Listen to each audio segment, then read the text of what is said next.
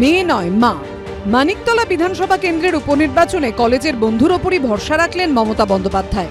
সূত্রের খবর, এই কেন্দ্রের প্রার্থী হিসেবে প্রয়াত বিধায়ক সাধন পাণ্ডের স্ত্রী সুপ্তি পাণ্ডের নামই চূড়ান্ত শিলমোহর দিলেন তিনি।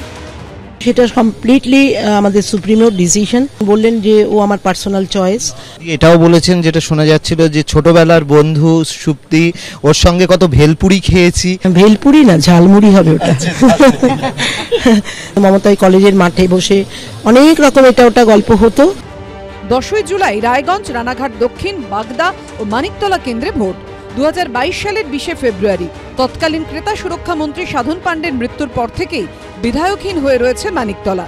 6 মাসের মধ্যে উপনির্বাচনের নিয়ম থাকলেও মানিকতলা কেন্দ্রের পরাজিত বিজেপি প্রার্থী কল্যাণ চৌবের করা মামলার জন্য আটকে ছিল ভোট। সম্প্রতি ভোটের দিনক্ষণ ঘোষিত হয়। সূত্রের খবর, সাধন পাণ্ডের জায়গায় কে প্রার্থী হবেন তা নিয়ে সাধন পাণ্ডের স্ত্রী সুপ্তি পাণ্ডে ও মেয়ে শ্রেয়া পাণ্ডের মধ্যে টানাপোড়েন তীব্র হয়। যার জেরে পরিস্থিতি এমন পর্যায়ে পৌঁছয় যে এই কেন্দ্রে সদ্য প্রাক্তন এক পদস্থ আমলাকে প্রার্থী করার বিষয়ে ভাবতে শুরু করে তৃণমূল নেতৃত্ব। অবশেষে এই আসনে সাধন পাণ্ডের স্ত্রীকেই বেছে নিল তৃণমূল শীর্ষ নেতৃত্ব।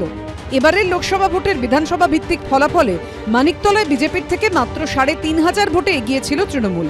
মানিকতলা বিধানসভা কেন্দ্রের মধ্যে কলকাতা পুরসভার যে 8টি ওয়ার্ড রয়েছে তার মধ্যেও 2টিতে এগিয়ে রয়েছে বিজেপি। এই পরিস্থিতিতে মানিকতলা কেন্দ্রের স্ট্র্যাটেজি নিয়ে আলোচনার জন্য মঙ্গলবার নবান্নে বিশেষ বৈঠক ডাকেন মমতা বন্দ্যোপাধ্যায়। উপস্থিত ছিলেন কুণাল ঘোষ, বিধায়ক অতীন ঘোষ ও মেয়র পরিষদ স্বপন সমাদ্দার। ছিলেন এই বিধানসভা কেন্দ্রের অন্তর্গত পুরসভার তৃণমূল কাউন্সিলররা এবং হাজির ছিলেন সাধন পাণ্ডের স্ত্রী প্রার্থী সুপ্তি পাণ্ডেও। তাৎপর্যপূর্ণ বিষয় হলো, দীর্ঘদিন ধরে মানিকতলায় নানা কর্মসূচিতে সাধন পাণ্ডের মেয়ে শ্রেয়াকে দেখা গেলেও বৈঠকে তাকে ডাকাই হয়নি। এমনকি তাকে ভোটের কাজেও তৃণমূল শীর্ষ নেতৃত্ব যুক্ত রাখতে চায় না বলে সূত্রের খবর। এই যে 2.5-3 বছর সাধনবাবু নেই, এলাকাটাকে আগলে ছিল শ্রেয়া।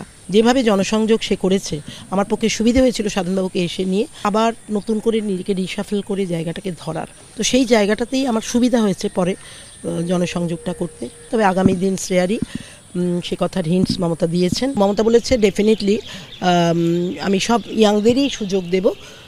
অনেক আমার কাছে এক ঝাঁক ইয়াং আছে, তারা সবাই এখন কাজটা শিখে নিক ভালো করে।